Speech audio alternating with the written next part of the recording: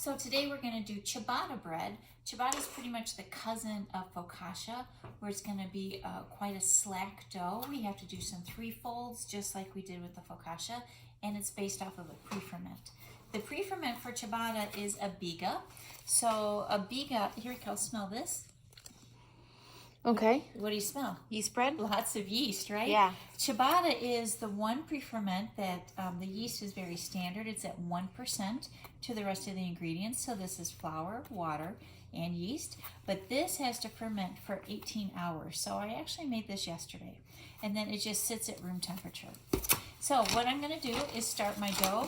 Since you've already mixed English muffins, very wet dough. We've mixed focaccia, again, a very wet dough.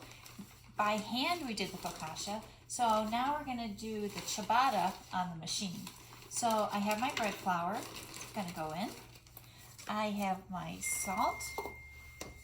I'm just going to start my machine running. Salt will go in. So remember, I want to coat the flour and the salt together so it doesn't harm my yeast. Yeast will go in. Before I add any liquids, now my pre-ferment's going to go in. So I'm just going to take my biga. You're taking all of the pre-ferment? I'm taking all of the pre-ferment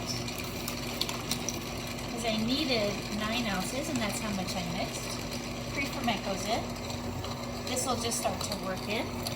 Now, ciabatta is actually Italian. It comes from the Lake Como region, and believe it or not, ciabatta translates to what's called slipper.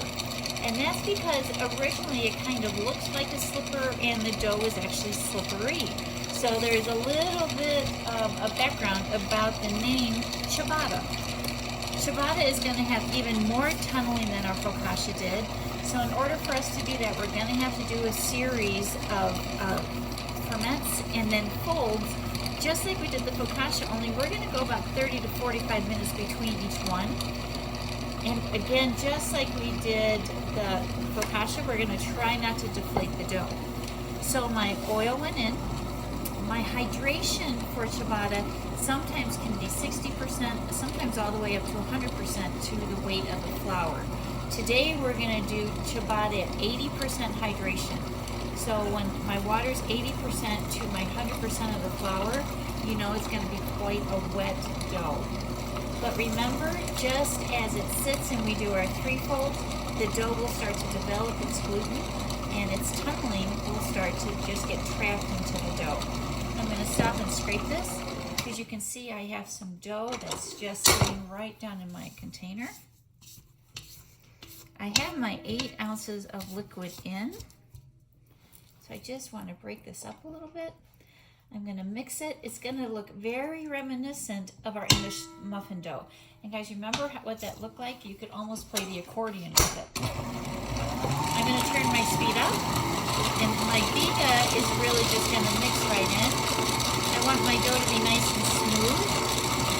In the meantime, I have my bowl that I'm going to do all of my protein in.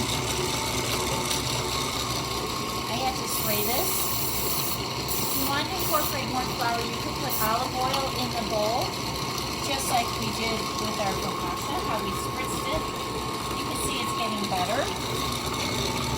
But I still want it to be a little bit smoother, so Kelsey, you keep on the dough, okay?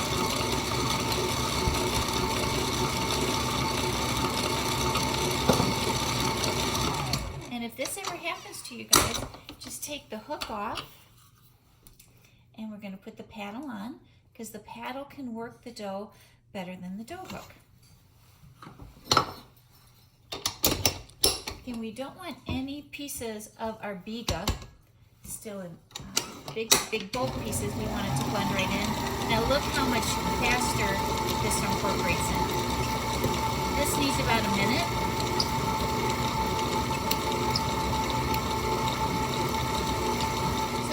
About 3 minutes, so we're going to stop the machine.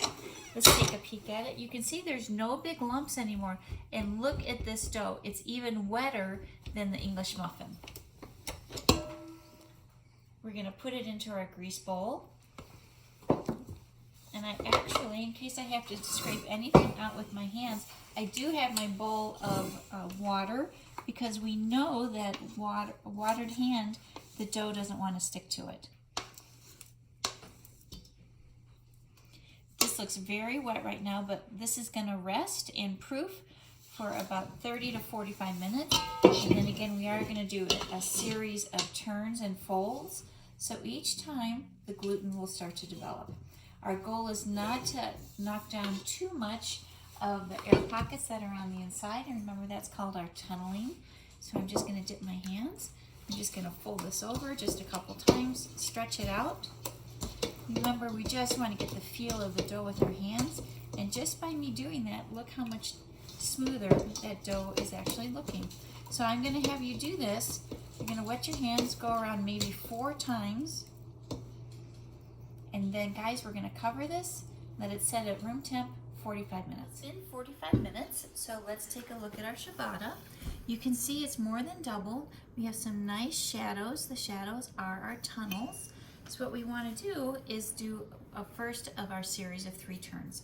I want to show you a different technique because you never know what pastry chef you're going to work for, and they all have different modes of doing things. So I put a little flour down on top and on the couche. I'm gently just going to pour this out. I'm going to put some flour on the top. And another way besides just doing the stretch and the 3-fold is to take the top, get some flour on my hands, fold it over, take the bottom, fold it, side and fold, side and fold. Go upside down, and there we have just stretched the gluten. Look at all the pockets. You see those, Kels? Yeah, you can see them. Yeah, they're really bubbling up. So again, I'm going to put this back in the bowl another 45 minutes. And you can see after I did that, the dough looks much, much smoother. Yes. Okay, we'll see you back in 45 minutes. Let's take a look. It's risen again. Mm-hmm. So we need to again do another turn. So I'm going to slip it out. Now if you remember how wet it was and how sticky? Now it's starting to look good again. So again, top, fold over, bottom. Look at those air pockets. I know, you can definitely see them.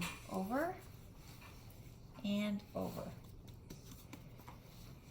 There we go. So what is the difference between this fold and the other folds you were doing? I'm just showing different techniques. Okay. They both get the same end result. And now, Kels, feel this, and it feels like a cloud, doesn't it? It sure It does. sure does. Okay.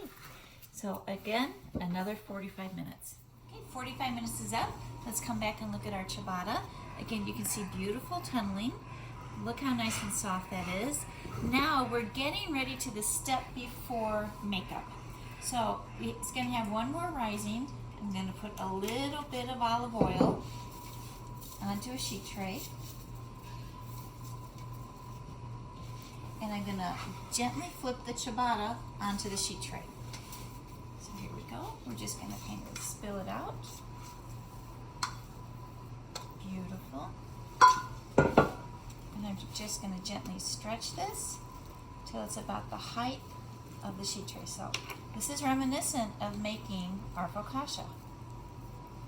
So this is going to end up probably giving us maybe 2 loaves and about 6 dinner rolls, because I'll show you a couple different makeups. So here we go. And again, Look at that big bubble. I know, I haven't deflated any of the air pockets. I've just gently stretched. I'm going to, a little flour on top. And guess what, guys? Kels, how long is this going to rest? 45 minutes. 45 minutes. Okay, so we actually have 2 more rests. We have this guy and then 1 more after we do the portion control. Okay, so if you'll come in, let's look at our ciabatta. It's been 45 minutes. You can, again, look at the dimples. If I touch this, you can see how the air bubbles are rising up. Now we need to portion control. So we're going to do some loaves. The classic ciabatta loaf is about 500 grams. So I'm just going to ad lib here. That's 280, so I'm going to double that.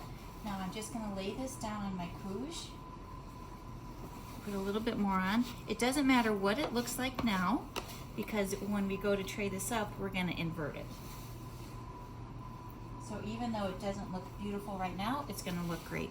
So let me do this guy, 500 grams. And you can notice still, I am not deflating this at all.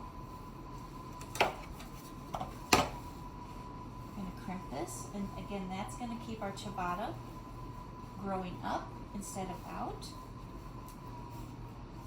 And then I just want to do a couple dinner rolls with my scrap pieces of dough.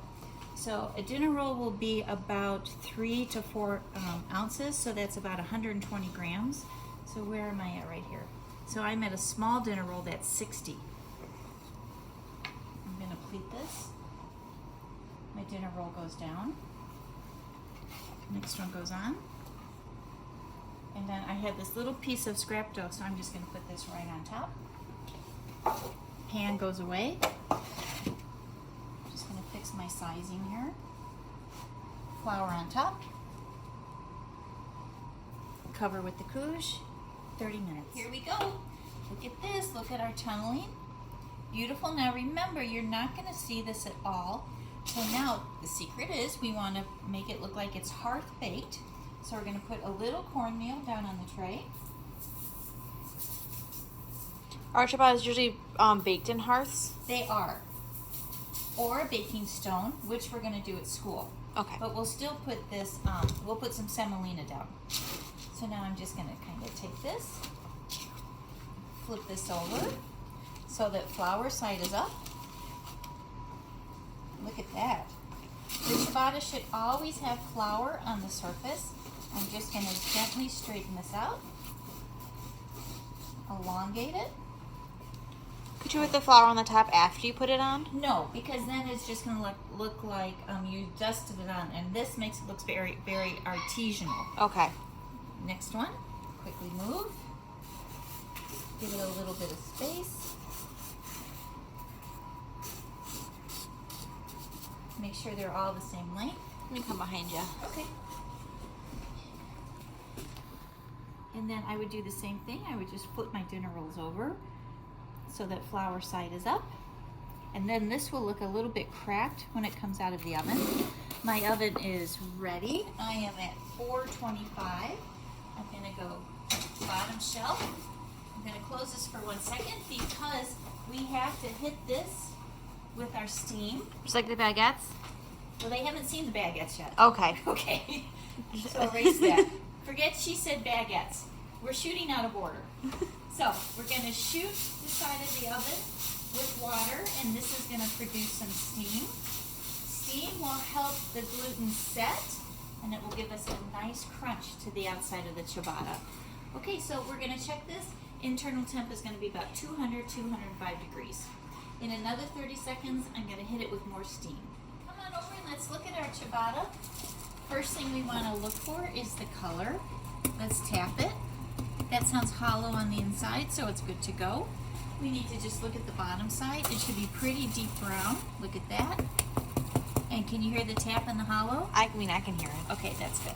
If you can hear it, they can hear it. So we're going to bring this out.